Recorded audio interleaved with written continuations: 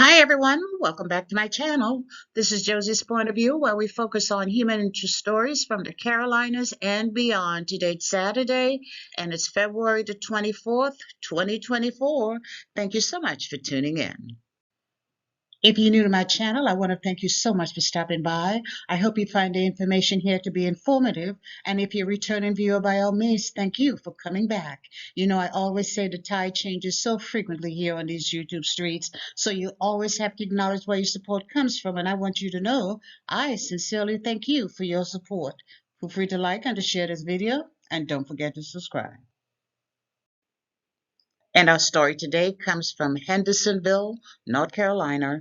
Take a look at that headline. And it reads, North Carolina man sentenced to 125 years for child sex crimes. I'll provide you with a summary here, and as always, I'll place links to a few of the full articles in the description box. So this is another video of a recent conviction for child sex crimes in my state, North Carolina, and in my opinion, this is the perfect example of a case where a parent apparently did not make the best decision when putting her own personal needs ahead of the welfare of her young child. And of course, I have to say allegedly because it's what I believe, it's my opinion, doesn't mean it's necessarily true, but that's the way it appears to me. So let me tell you about this very disturbing case, and in the end, I'll elaborate on why my opinion was swayed in that particular direction. So we're talking about 53-year-old Michael Johnson of Hendersonville.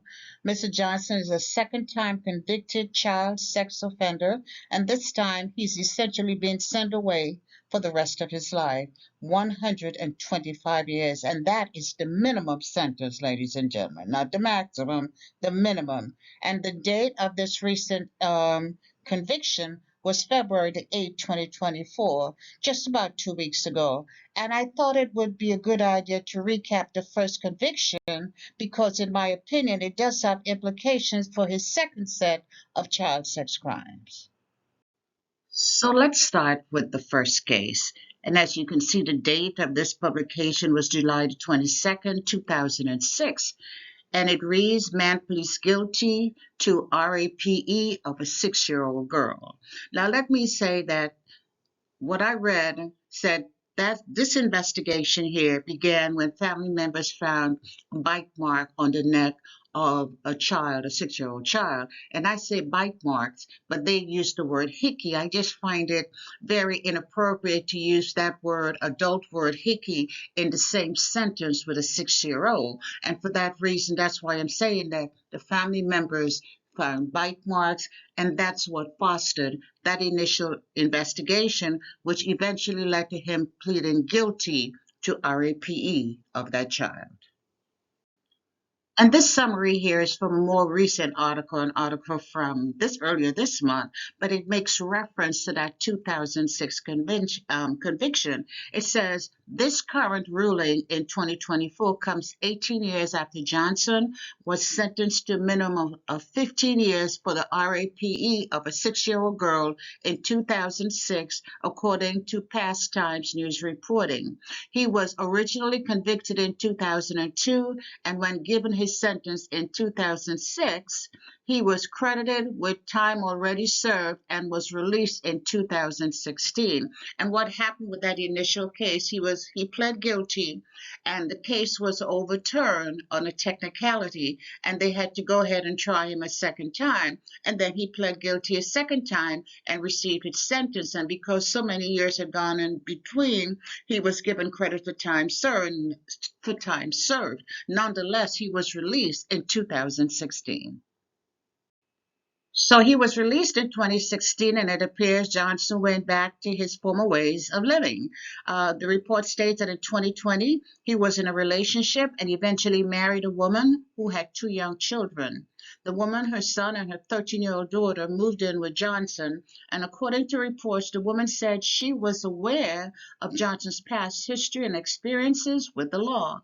She knew he was a convicted child molester. I say that again. She stated that she knew he was a convicted child molester, but she moved in with him anyway and brought her two children, to include a 13-year-old daughter, along with her. So my question is this: just what did she think was going to happen? What did she think was going to happen when they moved in? I'm just asking.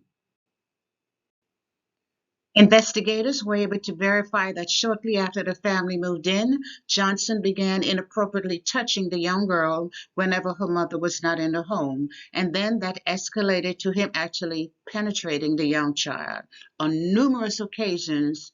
That it happened on numerous occasions before she had the courage to tell an adult what her stepfather had been doing to her. Now, this adult was a male, someone she considered as a surrogate grandfather, and that male took the matter to police, and Johnson was eventually arrested and charged with 5 counts of statutory rape of a child.